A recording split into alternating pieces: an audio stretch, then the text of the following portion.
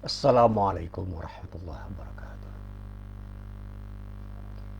Alhamdulillah, wassalatu wassalamu ala rasulillah, Nabiyyina Muhammadin wa ala alihi wa sahbihi wa man walah, amma ba'd.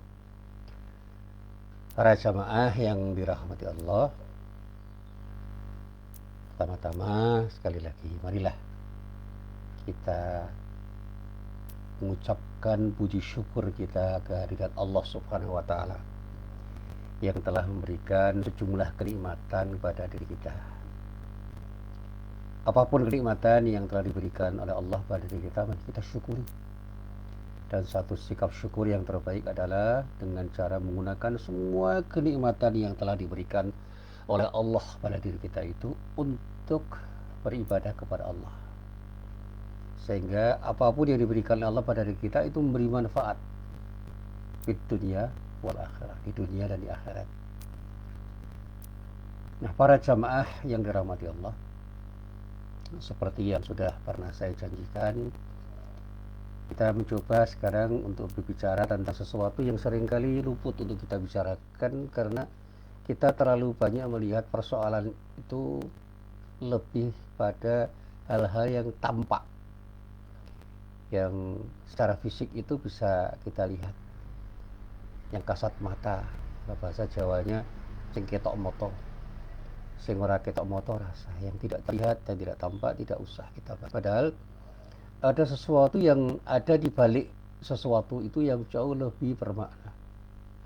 Ada yang tidak terlihat dengan mata kepala kita itu yang lebih jauh bermakna, lebih bermakna, dan mungkin kebermaknaannya itu luar biasa.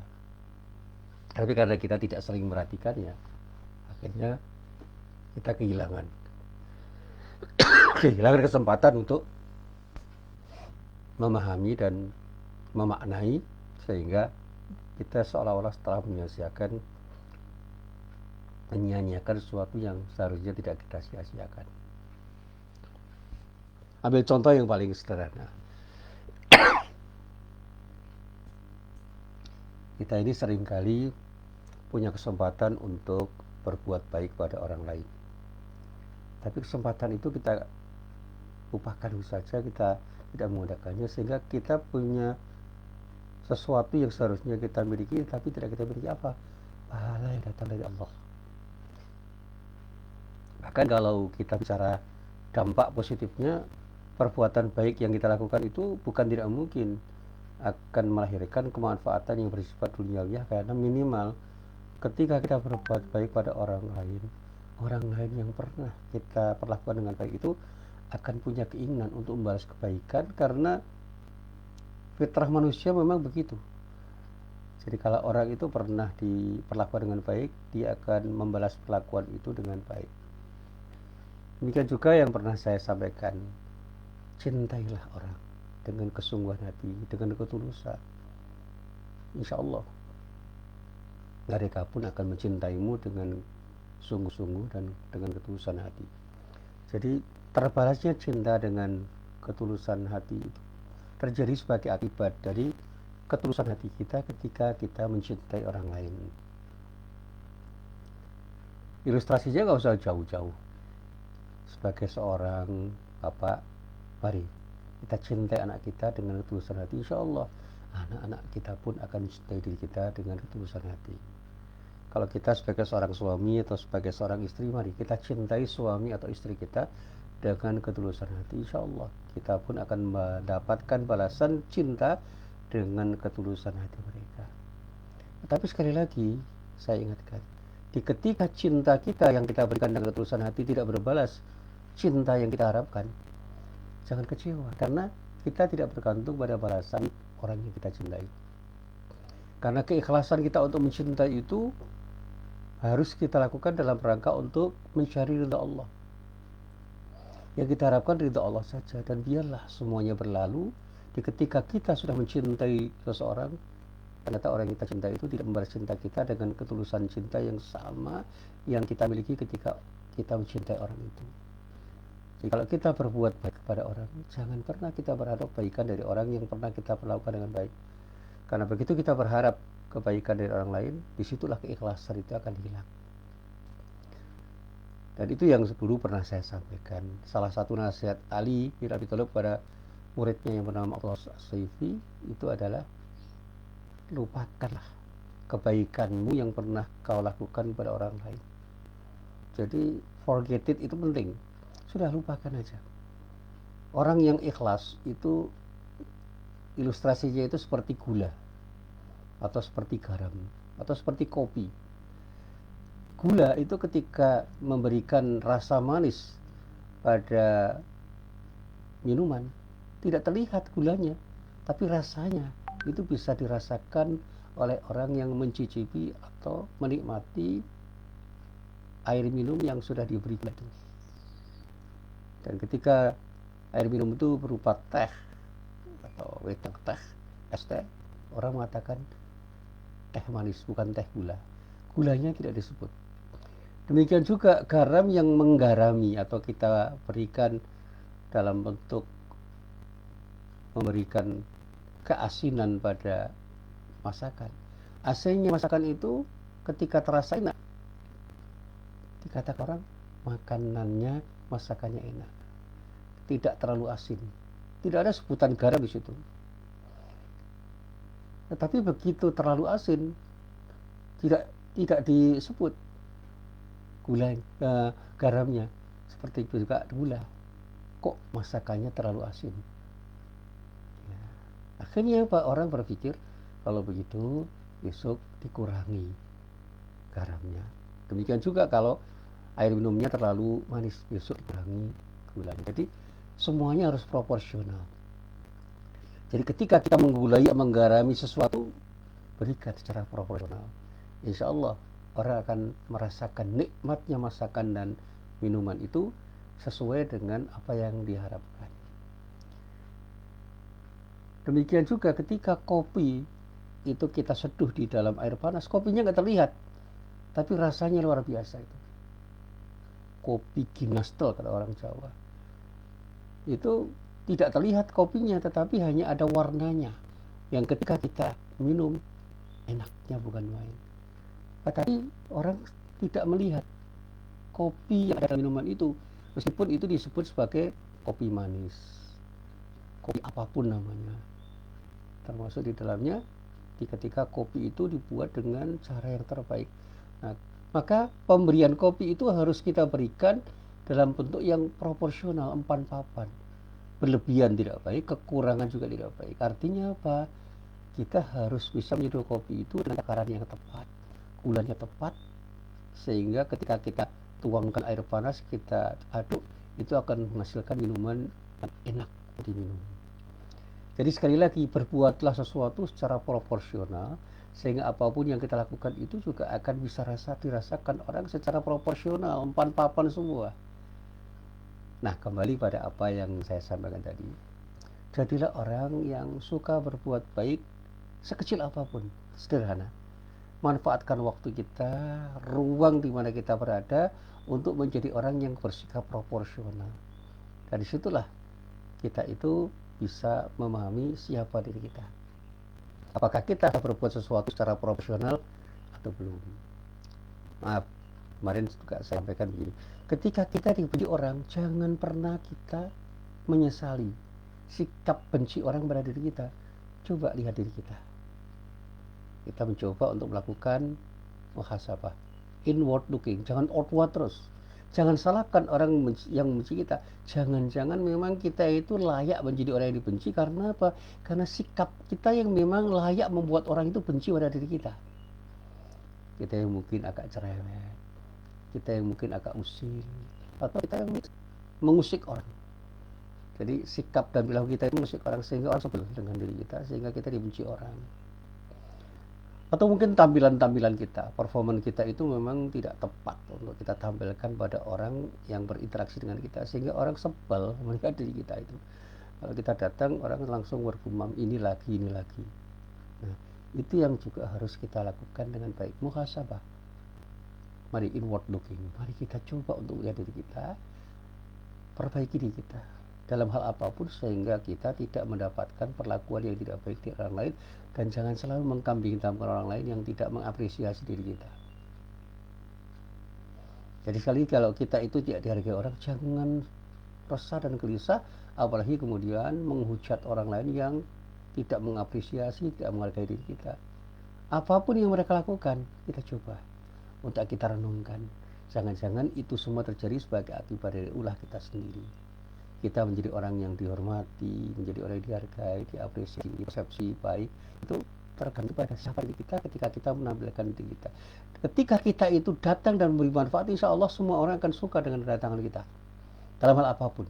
Dan saya yakin semua orang itu punya kelebihan yang bisa kita tunjukkan kepada orang, bukan untuk sombong, tetapi untuk diberikan dalam rangka untuk memberi manfaat pada orang lain. Kita bisa mengajarlah dengan sebaik-baiknya. Ketika kita bisa beri nasihat, berikan nasihat dengan sebaik-baiknya.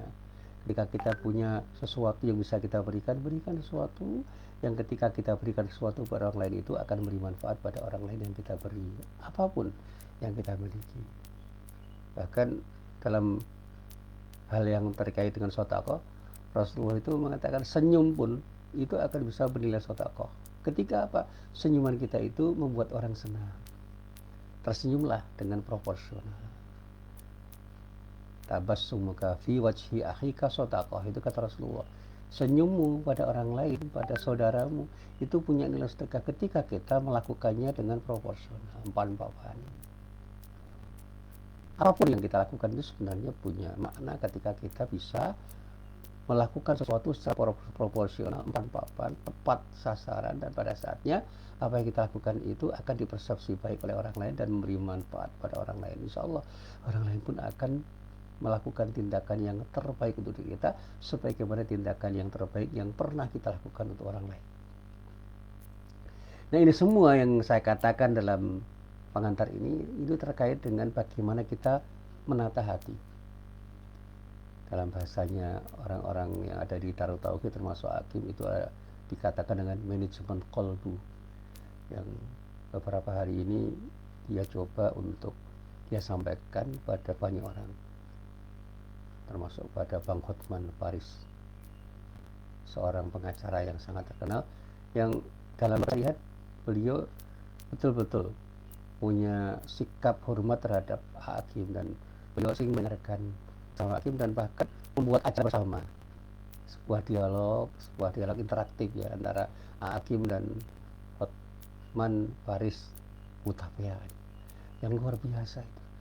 Ya, saya menduga kalau semua itu terbuka, Hakim terbuka, ada ketulusan untuk mengatakan sesuatu, dan Hotman juga terbuka untuk menerima apapun yang dikatakan Hakim, kemudian mau menyampaikan sesuatu yang bisa diterima oleh Hakim, dialog itu akan berjalan dengan bagus, dan bukan tidak mungkin itu akan memberikan dampak positif pada keduanya. Dan bahkan ada orang yang punya harapan, mudah-mudahan Bang Hotman Paris Hutapea itu mendapatkan dari Allah, karena ada sesuatu yang diberikan oleh Hakim yang menjadi jalan bagi Hotman Paris Hutapea untuk mendapatkan hidayah dari Allah Subhanahu wa Ta'ala. Amin ya rabbal alamin. Ya, kita tidak tahu. Nah, orang seringkali dalam bahasa Jawa ngilan gitu, sudah a priori mengatakan dengan pernyataan yang serba pesimistik, masa orang seperti beliau akan dapat hadiah berupa hidayah dari Allah. Jangan begitu. Saya pernah membaca cerita Umar bin Khattab, seorang yang tidak hanya membenci Rasulullah tapi punya keinginan untuk membunuh Rasulullah. Pada akhirnya Allah memberikan hidayah lewat jalan yang sederhana, ketika dia mendengarkan seorang adiknya yang diceritakan di dalam tarikh namanya Fatimah membaca surat Thaha, yang surat Thaha itu ketika dibaca menyentuh hatinya, dan kemudian dari situlah dia tergerak untuk bertemu Rasulullah dan masuk Islam, bukan dengan paksaan. Dan proses untuk menjadi muslimnya itu tidak teramati oleh orang lain, sehingga dikatakan dalam teori-teori ilmu agama itu ada proses yang mendadak, in self surrender, tidak volisional. Proses konversi yang luar biasa cepat, meskipun kita tidak tahu ya, proses internal yang terjadi pada Umar bin Khattab itu tentu saja sangat luar biasa. Nah, kita sekarang juga bisa melihat selebritis yang tidak kita duga akan masuk Islam, mendapat hidayah dari Allah, Hanya karena proses interaktif mereka dengan orang-orang yang mereka pahami, mereka apresiasi dan dalam beberapa hal mereka hormati.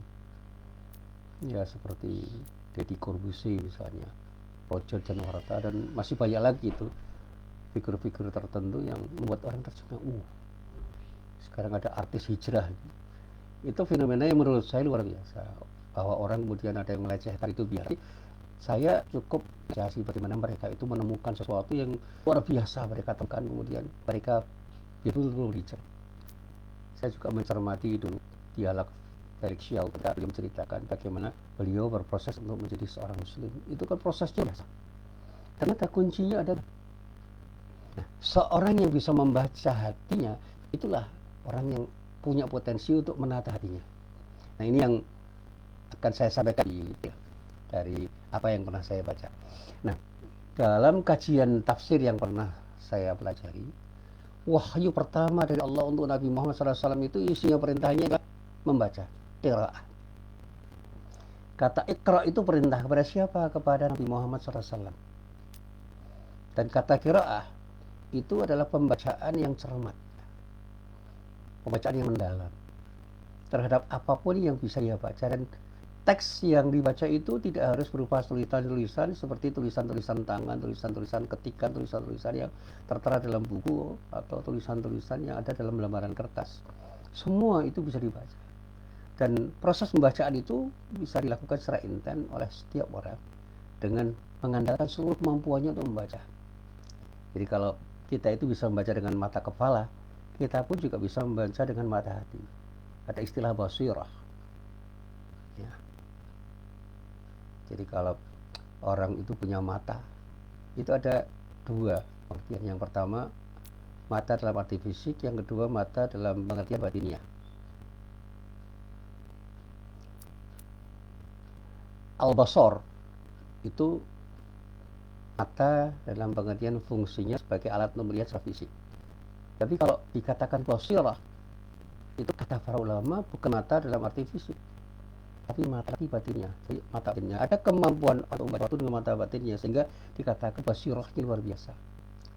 Nah, ketika orang itu membaca dengan mata batinnya, akal pikirannya itu betul-betul tertuang menjadi alat untuk membaca. Bahkan intuisinya terlibat, dan bahkan perasaannya itu terlibat di dalam proses pembacaan itu, sehingga seluruh kemampuannya untuk membaca itu tertuang di dalam proses pembacaannya itu. Nah, di dalam Al-Quran ada kata-kata Iqra bismillahil khalaq, khalaqal insana 'alaq, Iqra wa rabbukal akram. Ini 3 ayat pertama ini, sebelum ada 2 ayat selanjutnya bisa kita baca itu. Itu menerangkan, Allah itu menerangkan kepada Nabi Muhammad SAW membaca. Tapi ketika membaca itu membaca dengan menyebut nama Allah. Bacalah dengan menyebut nama Tuhan. Dan siapa Tuhan yang harus diingat oleh Rasulullah ketika Nabi Muhammad diberi wahyu itu? Dikatakan alladzi khalaq, yang telah menciptakan dirinya, yang menciptakan dia sebagai makhluk Allah, yang kemudian dikatakan khalaqal insana min 'alaq, yang telah menciptakan manusia itu dari segumpal darah. Alaq itu dikatakan dalam bahasa sederhana segumpal darah. Kemudian ada kata-kata Iqra, kembali ada perintah lagi, Iqra, bacalah ya Muhammad. Wa rabbukal akram, dan Tuhanmu lah yang maha mulia. Jadi kemuliaan itu hanya milik Tuhan. Sehingga semulia apapun manusia, hamba Allah sebagai hamba Allah, itu tidak akan melebihi kemahamuliaan Allah yang maha mulia. Dan manusia itu hanya makhluk. Siapa yang menciptakan Allah? Jangan pernah kita tidak ingat terhadap siapa yang menciptakan di ketika kita membaca apapun, termasuk membaca fenomena kemanusiaan, fenomena budaya, fenomena alam, fenomena sosial, fenomena apapun.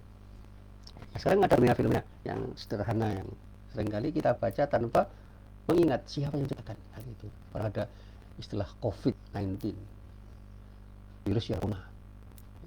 19 karena tahun 19 munculnya itu bulan Desember.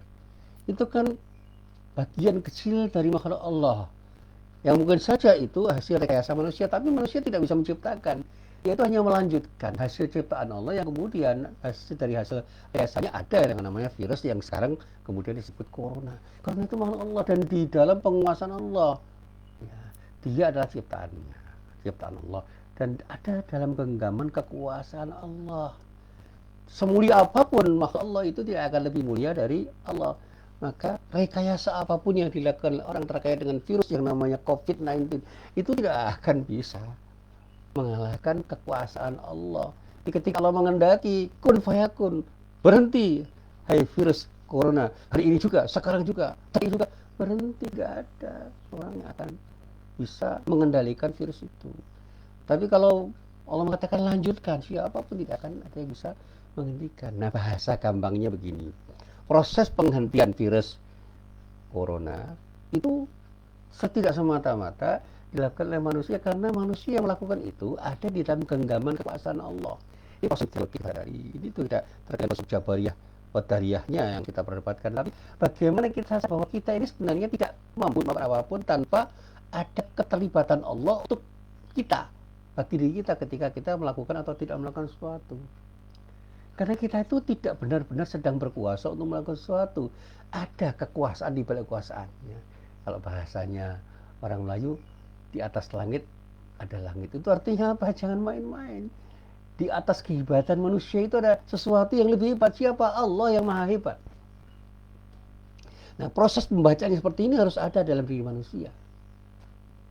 Jadi jangan sombong, seolah-olah kita itu akan bisa melakukan sesuatu tanpa batas. Itu kesombongan yang harus kita buang.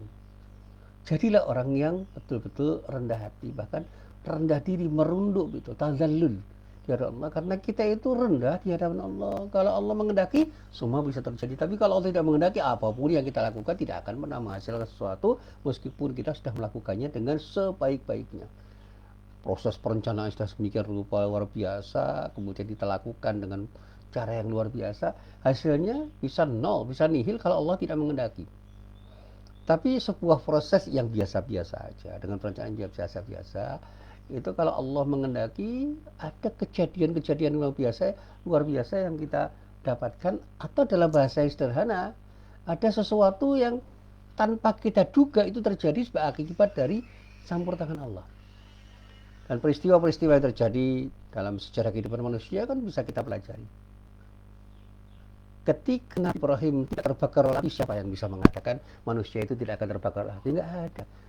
Tapi ketika api itu minta oleh Allah yang menciptakan api itu untuk dingin, ya api tidak akan membakar Nabi Ibrahim yang seharusnya secara nalar ya akan terbakar oleh api itu. Ya nar, kuni bardan wa salaman. Ini kan firman Allah yang kalau dalam bahasa kita sehari-hari, ketika Allah mengatakan, ya api, kamu yang semestinya panas, sekarang juga kamu dingin. Jangan bakar Ibrahim. Dia itu adalah hambaku dan kamu ada juga hambaku. Jangan main-main. Itu sudah. Api itu kemudian tidak membakar. Jadi proteksinya datang dari Allah. Nabi Nuh yang waktu itu tidak kita duga. Pada waktu itu kan tidak ada cerita tentang teknologi pembuatan kapal. Nabi Nuh dengan kekuasaan Allah bisa membuat kapal dan bisa menyelamatkan makhluk-makhluk Allah yang mau mengikuti kapal Nuh itu. Nah, itu kan metafor. Kapal Nuh itu kan kapal yang menyelamatkan. Nah, sekarang kapal-kapal Nuh dalam bentuk metafor itu kan banyak sekali yang ditawarkan Allah untuk menyelamatkan diri kita, tapi banyak orang yang tidak mau naik ke kapal Nuh, malah naik kapal-kapal lain dan bahkan kemudian tidak mau naik kapal sehingga tenggelam oleh banjir besar. Ini metafornya, kita ini banyak lihat. Banyak orang yang kita lihat mau diajak untuk naik kapal Nuh, geleng kepala sehingga apa? Terpuruk karena apa? Tidak mau diajak untuk selamat. Kita ambil cerita Musa dan Fir'aun, itu kan cerita yang luar biasa. Di atas nggak mungkin Musa itu menang lawan Fir'aun, mustahil. Itu kan perbandingannya ya seperti ketika sebuah negeri kecil itu melawan negara dikuasa. Itu di atas kertas pasti kalah. Tetapi ketika Allah mengendaki mungkin enggak. Negeri yang besar itu dikalahkan karena izin Allah. Ya, jawabannya mungkin. Karena apa? Kalau Allah sudah mengendaki, enggak ada yang tidak akan terjadi.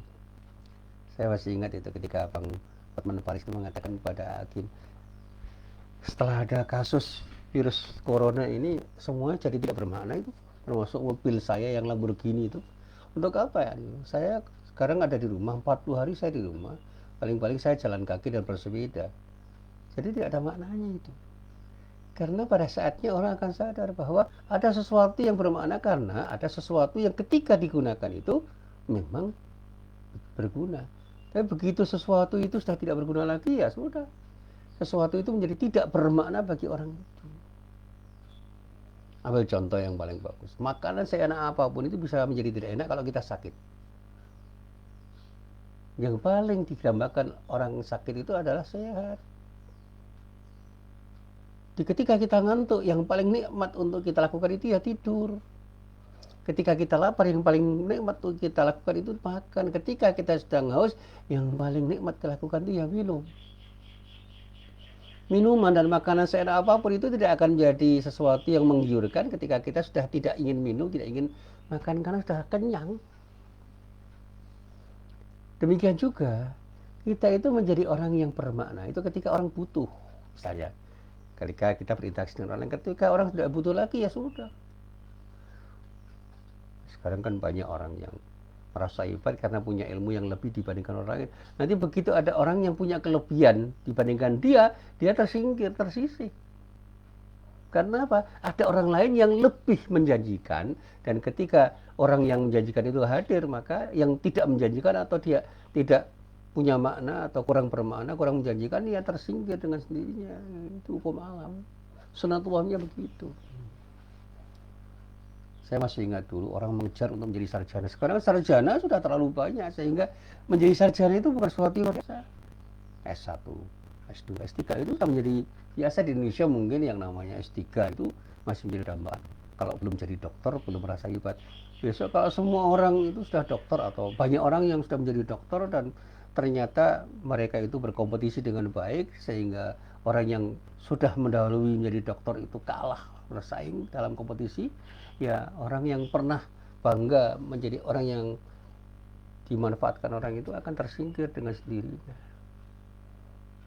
Di dunia perguruan tinggi ada sejumlah profesor yang merasa hebat karena jumlahnya masih sedikit, tapi ketika orang sudah menjadi profesor-profesor yang profesor-profesor barunya itu jauh lebih hebat daripada profesor lama, ya akhirnya ditinggalkan profesor lama itu. Apalagi profesor-profesor yang sudah cenderung pikun itu, gelarnya profesor, tapi sudah tidak bermakna bagi orang, dan orang tidak mau menggunakannya karena apa? Sudah ketinggalan zaman, sudah out of date. Kalau orang sudah tidak mau mengupdate ya, sesuatu, artinya orang itu tidak mau mengembangkan diri, mengupgrade diri dan menjadi update karena selaras dengan kepentingan zaman, ya akan ditinggalkan orang. Baik, kita teruskan dulu. Ya.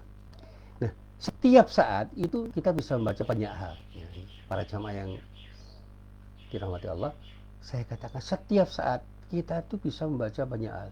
Tidak hanya tulisan yang ada di kertas, yang tertulis di kertas maupun yang tersirat. Ya, kalau bahasa sederhananya, ada ayat-ayat yang tersurat, ada ayat-ayat yang tersirat. Ada ayat-ayat yang qauliyah, ada ayat-ayat yang disebut kauniyah. Orang bisa membaca Quran itu ayat-ayat yang tersurat, tapi ada ayat-ayat yang tersirat, yaitu ayat-ayat kauniyah yang ada di alam semesta ini. Itu bisa kita baca. Dari membaca berita sampai membaca apa yang terjadi pada lingkungan kita, itu bisa kita lakukan. Tetapi sering sekali kita lupa untuk membaca dan menyimak apa yang berlangsung di dalam diri kita sendiri.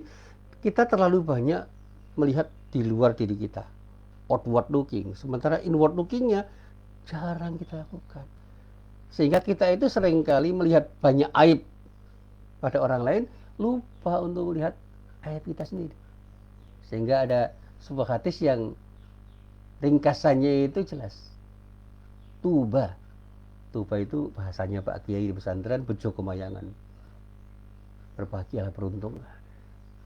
Liman syaghala aibu an uyubin nas. Orang yang terlalu sibuk, tersibukkan untuk melihat aib dirinya, sehingga dia lupa untuk melihat aib orang lain.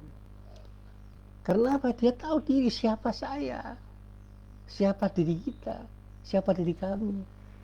Jadi kalau kita itu seringkali membaca diri kita sendiri, insya Allah kita itu akan bisa melihat kelebihan dan kekurangan kita dengan baik. Nah, yang sering kita lakukan kan melihat orang lain, dan yang kita lihat pada orang itu kekurangan orang itu. Sementara kelebihan orang lain seringkali tidak kita lihat. Nah, ini yang perlu kita koreksi, perlu kita revisi, perlu kita perbarui. Mari kita belajar untuk menyimak apa yang ada di dalam diri kita, apa yang berlangsung pada diri kita.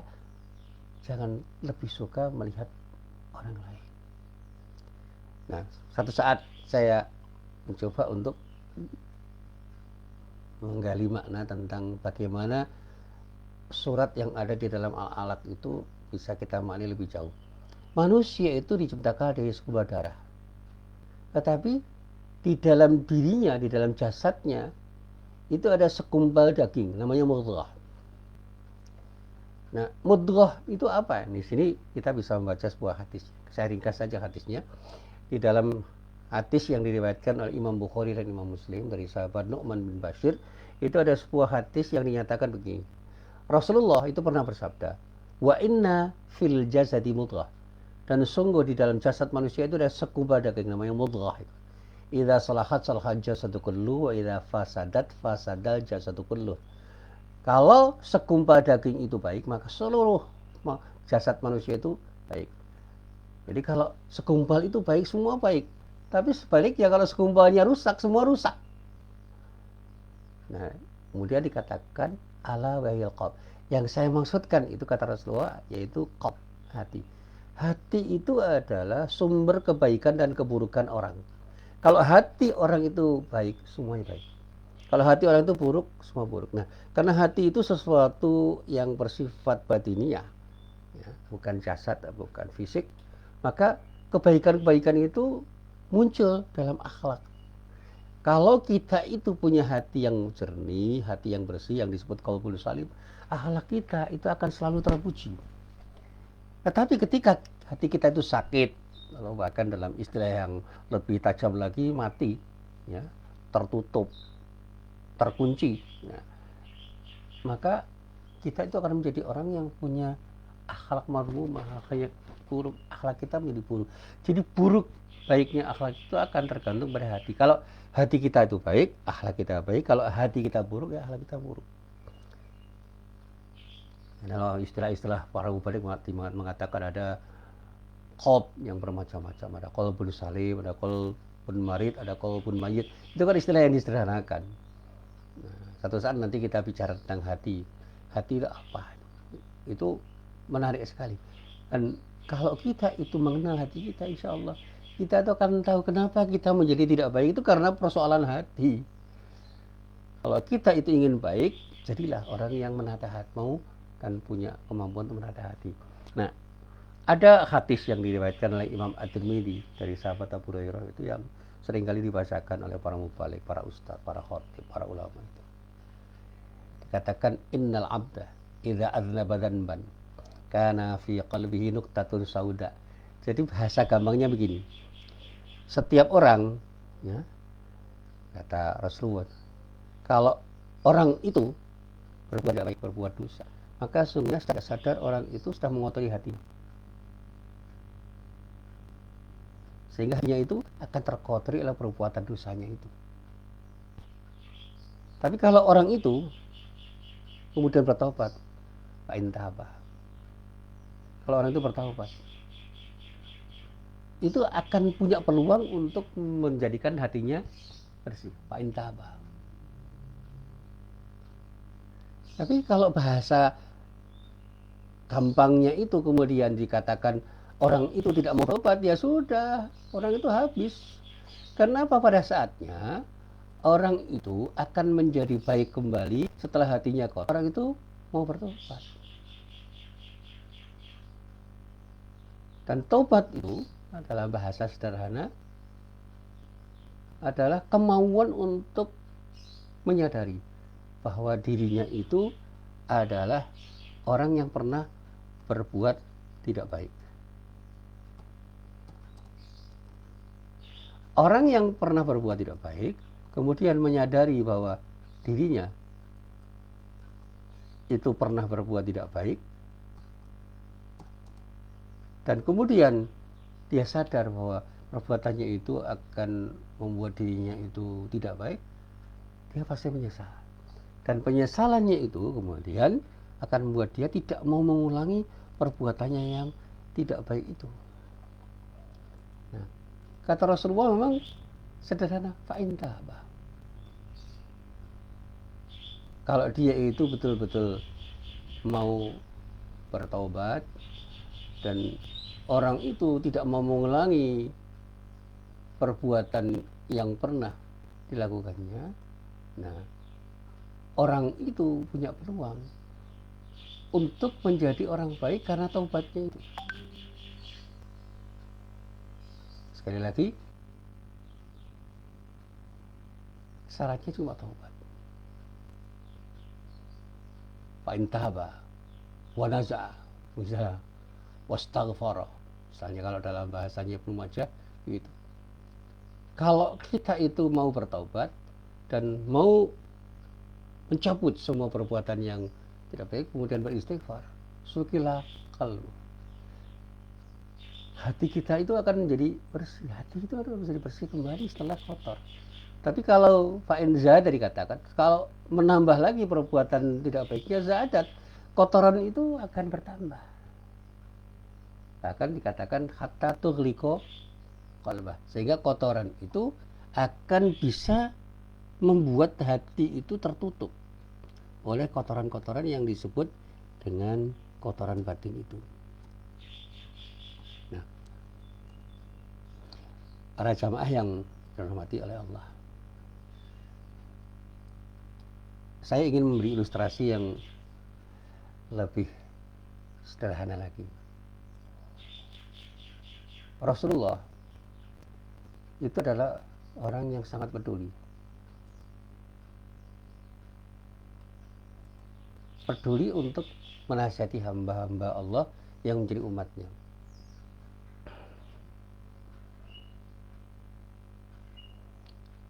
Apa bentuk pedulian Rasulullah itu? Sekecil apapun kesalahan yang oleh umatnya itu, oleh kaumnya itu dilakukan, Rasulullah akan menegur dengan teguran-teguran yang bermacam-macam. Ada teguran halus. Nah, teguran-teguran itu maknanya adalah mengingatkan pada orang-orang yang ditegur itu.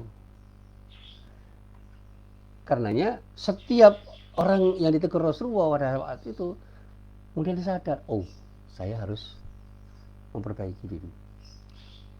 Nah, sekarang kalau kita itu sudah tidak berjumpa Rasulullah, lalu apa yang harus kita lakukan?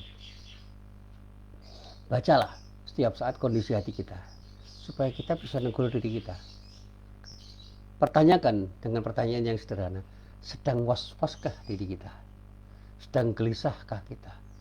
Apa sedang takut? Sekarang ini kan orang terjebak dalam ketakutan yang luar biasa, paranoid itu, terkait dengan COVID-19 itu. Parno, istilah populernya parno. Orang ketakutan, saking takutnya cemasnya luar biasa, bahkan panik. Bahkan dalam bahasa akhlak sehari-hari, apakah kita ini sedang bersikap iri, sedang bersikap dengki, atau sebaliknya. Nah, kalau kita sedang berada dalam kondisi hati yang tidak menyenangkan, yang tidak membuat kita nyaman, membuat kita resah dan gelisah, itu ayo, ikra, bacalah hati kita. Menyanyikannya, jagalah hati, jangan kau nodai, jagalah hati, hidup ini peringat. Nah, kita, para jamaah, tidak mungkin menjaga sesuatu yang tidak kita sadari keberadaannya itu dengan baik kalau kita tidak mengenal hati kita sendiri. Mengenal hati itu terjadi apabila kita itu sadar betul bahwa pergolakan yang ada di kita itu coba kita kenali. Ketika kita senang, di situ ada sesuatu yang mengganjal dari kita. Kenapa kita harus tidak senang ketika melihat sesuatu? Ada sesuatu yang ada dalam hati kita tidak beres. Karena kita tidak bisa mengapresiasi sesuatu. Nah, ketidaksenangan itu bisa terjadi kapanpun dan dimanapun. Ketika kita melihat kemaksiatan, bukan tidak senang, tapi prihatin. Kok ada kemaksiatan? Jangan membenci orang yang bermaksiat, tapi bencilah kemaksiatan itu bukan dalam rangka untuk tidak melakukan sesuatu, tapi berpikirlah, satu saat saya harus bernahi mungkar pada orang yang berbuat maksiat.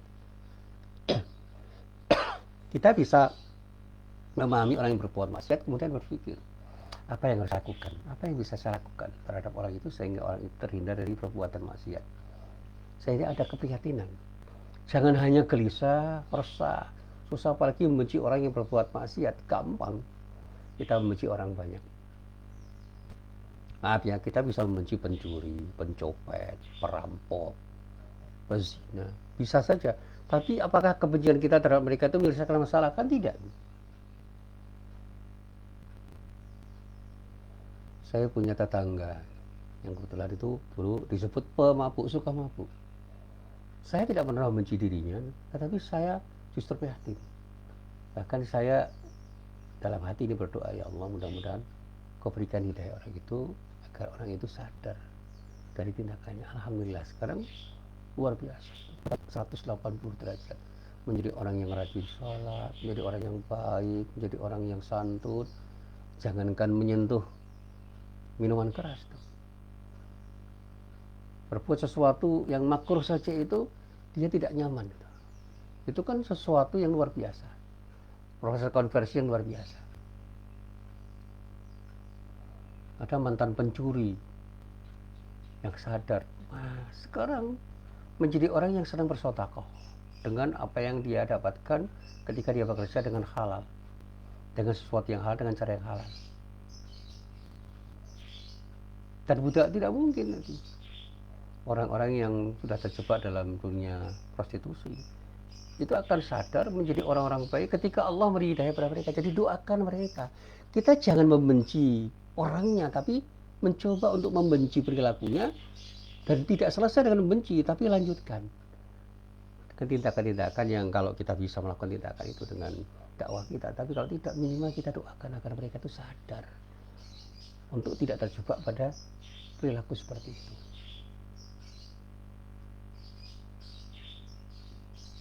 Jadi sekali lagi, mari kita baca hati kita setiap saat agar kita sadar akan keberadaan dan aktivitas hati kita, karena kondisi hati yang baik membuat diri kita menjadi baik seluruhnya. Jadi kita mulai dari diri kita sendiri, ibda' binafsik. Nah, orang jadi tidak baik itu karena kondisi hati mereka itu tidak baik. Kalau kita itu bisa menata hati kita, termasuk mereka bisa menata hati mereka, tidak akan ada orang yang tidak baik itu. Karena apa? Hati yang tertata itu akan mengakibatkan orang itu punya perbuatan yang tertata. Jadi kesimpulannya sederhana, jika hati kita itu bersih, insya Allah semua tindakannya baik. Jadi jika hati kita terasa bersih, itu segera bersyukur. Sebaliknya jika hati kita sedang terasa buruk, akuilah sebagai amanah, akuilah sebagai ujian, akuilah bahwa perasaan negatif itu hanya sebuah ilusi, semata-mata kita yang membuatnya. Karena tidak selayaknya makhluk Allah yang seperti kita ini, kalau kita katakan sempurna itu hanya dalam skala-skala yang sangat relatif ya, punya jiwa yang pada saatnya itu akan membuat kita semakin terpuruk. Tetapi kita harus sadar bahwa pada saatnya kita akan meraih kesempurnaan, karena Allah menghendaki kesempurnaan itu. Jadi kalau kita ingin menjadi orang takwa, berproseslah untuk menjadi orang takwa. Seperti apapun raihan kita, jangan biarkan diri kita menjadi orang yang terjebak pada fujur, menjadi orang yang terpuruk dalam keburukan. Sekecil apapun orientasi keburukan kita, kita penggal, kita hindarkan, kita potong, untuk kemudian membangun sikap untuk berorientasi pada kebaikan demi kebaikan. Itulah cara kita menata hati kita ketika kita sedang membaca hati kita. Allah itu sudah menegaskan, laqad khalaqtal insana fi ahsani taqwim. Ini penjelasan yang jelas-jelas clear. Sesungguhnya kami telah menciptakan manusia dalam bentuk yang sebaik-baiknya. Itu bukan hanya dalam bentuk fisik loh. Karena manusia itu ya ada sesuatu yang bersifat jasmani dan ada yang bersifat rohani. Ada dua hal yang menyatu dalam manusia, jasmani dan rohaninya. Dan Allah meniupkan rohnya yang mulia kepada nenek moyang kita, namanya Adam. Sehingga bersujudlah seluruh alam semesta pada Adam. Bukan berarti menyembah, tapi tunduk dan patuh karena kehendak Allah. Ya. Jadi kalau hati kita bersih, itulah fitrah kita yang sebenarnya. Jika hati kita kotor, berarti ada dusta yang sedang berlangsung di dalam diri kita. Jadi ketika kita itu punya kebersihan hati, itulah fitrah kita yang perlu kita pelihara. Tapi ketika kita itu punya hati yang kotor, perlu kita sadar untuk segera berbenah diri, karena pada saatnya kita harus membersihkan diri. Dengan cara apa ya? Seperti yang saya katakan tadi, taubatlah dengan taubatan nasuha. Kembalilah untuk membersihkan hati kita dengan mengosongkan diri dari keburukan-keburukan yang kita lakukan. Dan pada saatnya perbanyak istighfar.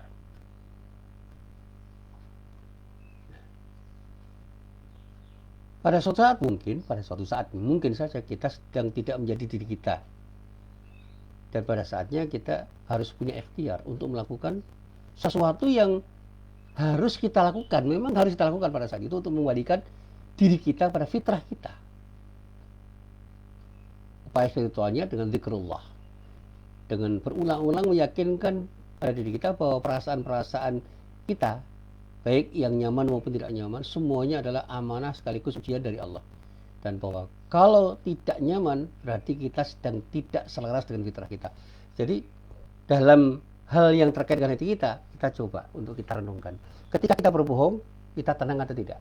Pasti kita punya kegelisahan, hati kita gelisah. Disitulah sebenarnya kita melakukan sesuatu yang tidak sesuai dengan fitrah kita. Sebaliknya ketika kita jujur, hati kita tenang nggak? Ayo jawab. Ketika kita jujur, pasti hati kita akan tenang. Dan itulah diri kita yang sedang berada dalam fitrah kita. Jadi fitrah kita itu berpihak pada kejujuran, bukan kepada kebohongan. Sekecil apapun kebohongan kita, itu akan membuat diri kita resah. Ini yang beberapa saat saya coba untuk saya renungkan ketika saya melihat dialog antara Hakim dengan Bang Hotman Paris. Dia mengatakan, sebagai seorang pengacara, saya harus tidak jujur, karena kalau saya jujur kalah. Tapi pernyataan Hakim itu sifatnya menanya. Bang Hotman ketika tidak jujur, resah nggak? Gelisah. Karena apa? Saya sudah membohongi diri saya, bisa menang lagi. Orang lain mungkin terbohongi dengan apa yang saya katakan, tapi bisa membohongi diri. Ketika saya berbohong, sesungguhnya hati kita tidak setuju. Hati saya resah dan gelisah. Orang yang bohong, takut keluar. Saya gelisah. Sementara orang jujur, itu kita tahu nggak sih gimana? Kebohongan dari bohong itu justru asalnya menyakiti kita. Hati kita semakin kotor. Pada saatnya kita sulit untuk memiliki kita harus terlibat di dalam bohong. Harus kita bohong terus-terus. Sekali kita bohong, kita harus jadi orang lain. Tetapi kalau kita awali semua dengan kejujuran, semua jadi nyaman. Tidak perlu kita khawatir, kita ketahuan. Karena apa? Apa yang kita katakan itulah apa kata hati kita. Apa yang kita lakukan itulah apa yang dikatakan oleh hati kita. Disitulah kemudian kita merasa tenang. Karena apa? Kita tidak takut ketahuan. Karena apa yang terjadi pada diri kita, itulah diri kita sesungguhnya. Bukan orang lain. Karena pada saat kita bohongin orang lain, sesungguhnya kita merasa resah. Maka saya katakan para jamaah, perlahan-lahan tapi pasti kita ini sedang meninggikan ruh kita yang mulia di atas perasaan-perasaan kita. Dan meninggikan kehendak Allah di atas keinginan-keinginan kita. Bahkan saya katakan, jika tidak alih-alih menjadi ciptaan yang paling mulia, kita justru akan jatuh pada derajat binatang ternak. Jadi kalau kita itu melanggar larangan Allah, itu sesungguhnya kita sudah menyimpang dari fitrah kita. Sebaliknya kalau kita itu menaati perintah Allah, disitulah kita berbiak pada fitrah kita. Dan pada saatnya ketika kita suka melanggar larangan Allah, itu akan terjebak pada sebuah sikap dan tindakan yang menjurus pada keburukan kita sendiri. Sehingga oleh Allah dikatakan kita jatuh pada derajat yang merendah. Asfala safilin dalam bahasanya yang tertera di dalam surah At-Tin. Bahkan di dalam Al-Quran surah Al-Furqan ayat 43 sampai ayat 44 dikatakan dengan bahasa yang sederhana, tapi penuh dengan metafor sebenarnya. A'udzubillahi minasyaitonirrajim. Ara'aita man ittakhadha ilahahu hawa. Pertanyaannya sederhana. Tahukah Anda siapa orang yang mempertuhankan nafsunya? Itu kalau bahasa tafsirnya begini. Kamu terangkan kepada diriku tentang orang yang menjadikan hawa nafsunya sebagai Tuhannya. Ini tantangan dari Allah. Afa anta takunu alaihi wakila. Maka apakah kamu dapat menjadi pemelihara atas apa yang kamu lakukan itu? Ketika kamu itu mempertuhankan hawa nafsumu, apakah kamu yakin bahwa dengan cara seperti itu kamu akan selamat? Am tahsabu anna aktsarahum yasma'una aw ya'qilun inhum illa kal an'ami bal hum adallu sabila. Pernyataan Allah sesungguhnya ada di dalam rangkaian ayat ini. Jadi ini penegasan. Atau apakah kamu mengira bahwa kebanyakan mereka itu mendengar atau memahami?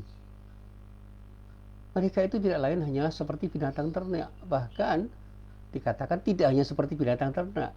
Mereka itu lebih sesat jalannya daripada binatang ternak itu. Jadi kalau kita itu bicara binatang ternak, kita ambil contoh kambing lah. Ketika kambing itu makan rumputnya orang, dia tidak berpikir sedang mencuri. Karena apa? Instingnya berkata begitu. Ada rumput, ya saya makan aja. Tapi dia hanya akan makan rumput. Tapi ketika manusia sudah tidak ingat Allah, maka ketika dia makan rumput, dia tidak akan makan rumput, tapi makan pagarnya, bahkan bisa makan rumah orang yang memiliki rumput dan pagar itu, dan bahkan bisa makan orang yang memiliki rumah itu. Semua dimakan. Sehingga dikatakan lebih jelek daripada binatang ternak. Jadi sejelek-jelek kambing ketika mencuri rumput, itu hanya mencuri rumput saja. Kalau manusia udah mau mencuri, apa saja dicuri. Dan binatang ternak yang lain bisa kita lihat seperti apa. Mereka itu bekerja dengan instingnya. Nah, kita ini bekerja dengan akal kita, sehingga akal kita itu yang ketika sudah dipengaruhi oleh hawa nafsu, dan kemudian kita pertuhankan hawa nafsu, kita memperturutkan keinginan-keinginan kita yang tidak terbatas. Keinginan itu nggak terbatas. Kita tidak hanya bicara kebutuhan kita, tapi bicara tentang keinginan yang tidak terbatas, sehingga apapun kita ambil. Kita embat, bahkan hak orang lain pun kita ambil. Bahkan di dalam surat Asy-Syams itu ditegaskan. Pada surat Asy-Syams ayat 9-10. Qad aflaha man zakkaha wa qad khaba man dassaha. Sungguh berbahagia orang yang menyucikan jiwa, dan sungguh rugi orang yang mengotori jiwanya. Dan ini adalah peringatan. Kalau jiwa kita itu kotor dan terus kita kotori, rugi kita. Tapi kalau kita tahu bahwa jiwa kita itu harus kita sucikan, dan kita sucikan jiwa kita itu dengan cara yang benar, insya Allah kita akan jadi orang yang berbahagia karena punya jiwa yang suci. Nah, persoalan hati itu juga begitu. Ketika hati itu kita biarkan kita kotori dengan kotoran-kotoran yang melekat pada dirinya, seperti berbohong atau berdusta, iri, dengki, kesombongan, kita akan terpuruk. Tapi kalau hati kita itu kita bersihkan dengan cara membuang kesombongan, membuang sikap iri, dengki, membuang kebencian, membuang kebohongan, insya Allah semua akan baik. Nah, proses takhalli seperti itu di dalam bahasa tasawuf itu harus dilakukan sebelum orang itu menjadi baik. Baru ketika orang itu bersih hatinya, punya peluang untuk berbuat baik. Ada konsep tahali, ada proses tahali, ada proses untuk menjadi baik, lebih baik dan lebih baik. Sehingga muncul hasilnya namanya tajalli. Ketika semua sudah tersingkap, hijab antara kita dengan Allah sudah tersingkap, yang ada adalah kebaikan diri kita. Karena apa? Kita ini seperti orang yang sudah mendapatkan sesuatu yang terbaik dari Allah, sehingga Allah yang mengarahkan diri kita untuk berbuat baik. Atau dalam bahasa lain bukan tahalli dan tajalli, tetapi ada bahasa yang lebih sederhana. Ta'alluq, ya, ta'alluq itu bagaimana kita menuju kepada keridhaan Allah dengan cara berbuat baik, kemudian kita berproses menjadi baik, gitu. Itu berakhlak, takhalluq. Nah, proses itu menghasilkan tahakkuk. Kita sudah menikmati kebaikan akhlak kita dan menjadi orang yang berbahagia karena akhlak kita baik. Bahagia menjadi orang yang jujur, bahagia menjadi orang yang rendah hati, bahagia menjadi orang yang dermawan, bahagia menjadi orang yang bisa menghormati orang lain. Bahagia dengan akhlak kita yang baik. Tidak terpuruk menjadi orang yang tidak berbahagia atau tercela karena akhlak kita tercela. Dan disitulah kemudian kita harus sadar bahwa kebaikan apapun yang kita lakukan itu akan berbuah pada kebaikan-kebaikan yang akan kita terima. Majasro, siapa yang nanti akan memanen. Tanamlah kebaikan, insya Allah kita akan mendapatkan kebaikan yang kita tanam itu. Jadi kalau kita itu terus-menerus mau membaca hati kita, membersihkan hati kita, insya Allah kita akan sampai pada jiwa disebut dalam istilah Al-Quran dengan jiwa yang tenang, nafsun mutmainnah. Dan kelak akan kembali kepada Allah dalam keadaan puas, ridho, dan mendapatkan ridho dari Allah Subhanahu wa Ta'ala. Ini yang Pernah saya baca di dalam beberapa kesempatan, ya ayyatuhan nafsul mutmainnah irja'i ila rabbiki radiyatan mardiyah fadkhuli fi ibadi wadkhuli jannati. Wahai jiwa yang tenang, kembalilah kepada Tuhanmu dengan hati yang ridho dan diridhoi oleh Allah, maka masuklah ke dalam golongan hamba-hambaku dan masuklah ke dalam surgaku. Ini pernyataan Allah. Keriduan Allah terhadap orang-orang yang sudah punya jiwa yang tenang karena bersih hatinya dari kotoran-kotoran yang mengotorinya, itu membuat kita itu menjadi nyaman. Dan karena Allah ridho, ketika kita ridho bertuhan kepada Allah dengan beribadah kepada Allah dengan ikhlas karena Allah, dan pada saatnya Allah mempersilahkan kita menjadi bagian dari hamba Allah yang nanti akan mendapatkan surga yang disediakan oleh Allah pada diri kita. Karena apa? Pada saat hati kita bersih dan kita beramal dengan kebersihan hati, insya Allah kita akan menjadi orang-orang yang bertakwa, termasuk dengan puasa yang kita laksanakan pada saat ini. Apa hubungannya dengan membaca itu? Mari kita baca hati kita terkait dengan apa yang ada di dalam diri kita. Bacalah semuanya, bacalah alam semesta, bacalah segala hal yang baik-baik agar kita menjadi orang yang mulia. Dan jangan pernah lupa setiap waktu bacalah hati kita yang memang harus menjadi awal langkah membaca semuanya, agar hasil pembacaan kita terhadap yang lain itu menjadi baik karena hati kita sudah bersih dari kotoran-kotoran yang mengotorinya. Inilah para jamaah yang berbahagia, mudah-mudahan bermanfaat. Satu saat nanti akan saya lanjutkan dengan materi tentang hati, dan mudah-mudahan materi-materi yang terkait dengan hati itu akan membuat kita semakin mengerti apa dan siapa diri kita dan apa yang seharusnya kita lakukan agar kita mendapatkan kebahagiaan hidup fit dunia wal akhirah. Amin ya rabbal alamin. Assalamualaikum warahmatullahi wabarakatuh.